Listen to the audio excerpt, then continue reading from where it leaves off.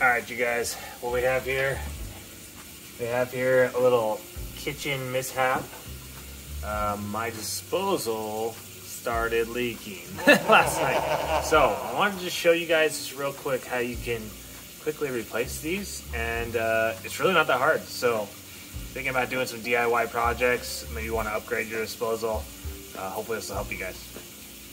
Okay, well here it is. Got water running. You can see it's actually leaking at the bottom of the unit, so the seal's gone bad. They just rust, they get old. But you can see this is not a complicated thing. And one thing you really want to do is just clear everything out of under your sink and give it a nice wipe down. It's a great opportunity to check for any other leaks you might have in pipes, or just clear out some stuff you've accumulated over the years. Let's go ahead and get to removing this old unit.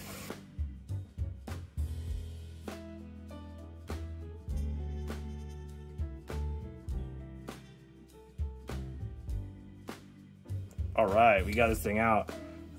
Did take some twisting of pipes and had to remove everything really to get it out of there appropriately.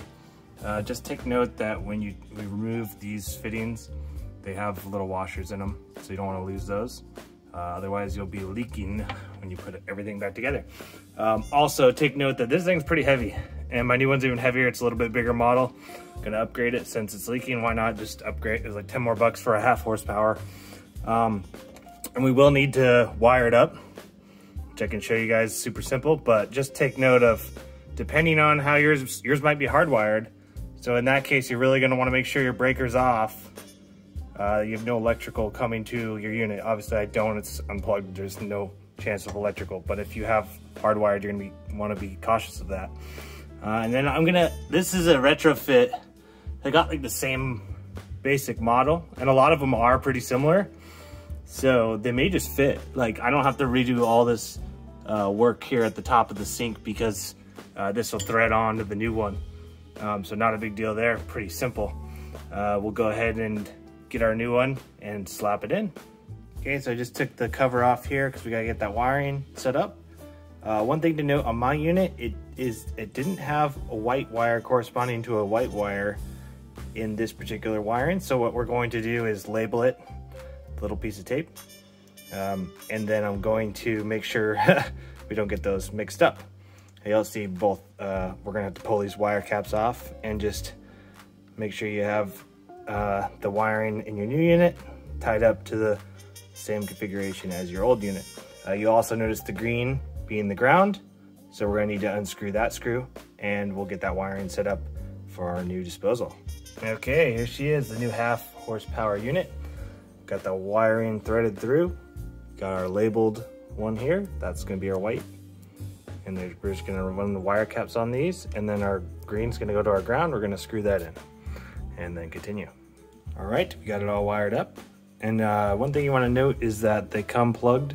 So if you don't have a dishwasher, you'll leave this thing plugged. There's a little plastic piece in here. You can see my finger doesn't go through. So what we'll need to do, since I have the dishwasher unit run through the disposal, just a little black tube up here is gonna go into this. And so we're gonna punch it out, and you just take a screwdriver, smack it in there, and then that plastic piece will fall in, and you will flip it upside down and let it go out the other side. Okay, it's all put together, and now we're going to just reinstall this. This piece here will line up with this upper portion. You're going to thread it on, and then take a screwdriver through the top of this. Let's just take your screwdriver, and we'll use that as leverage to pull that edge around and snug it up. And then what we're going to do after that is connect all our piping back up, and we'll go from there, and we'll test it and take it for a spin, and we'll check for leaks as well.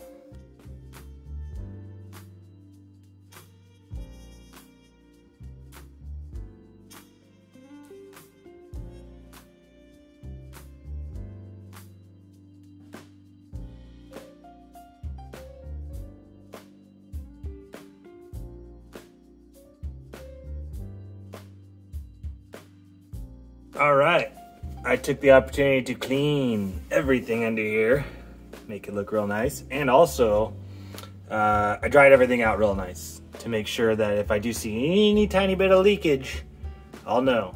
And I'm going to run the dishwasher too to test that. But first, what you're gonna wanna do is just run your sink. You run your sink, run it for a little while.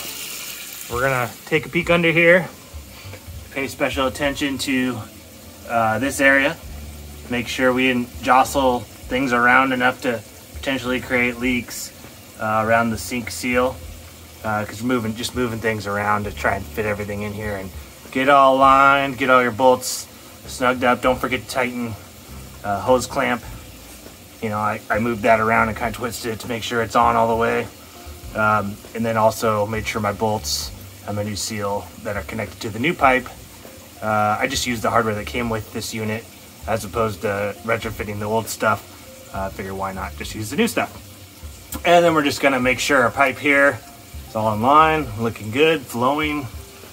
You know, if your P-trap's clogged at all, good opportunity now to pull that and just double check, make sure everything is working swimmingly. And another thing you can do, here's a little bonus tip for you. Every once in a while you should do this. Grab some ice from your ice maker, and we're gonna give our sinkerator the test here.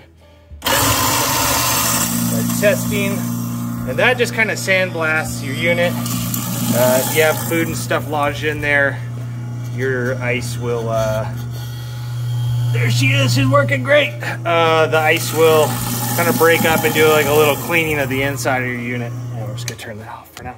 So yeah, everything seems to be working great. I'm gonna run the dishwasher full cycle, and I'm not gonna put anything in here.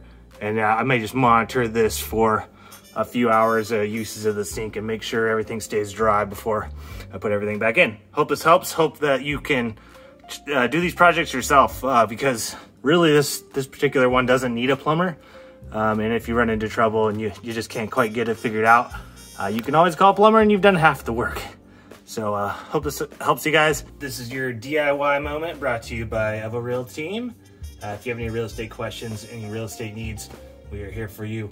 Give us a call at 509-62-HOUSE or visit us online at any of the socials at EvoReal, EVOREAL.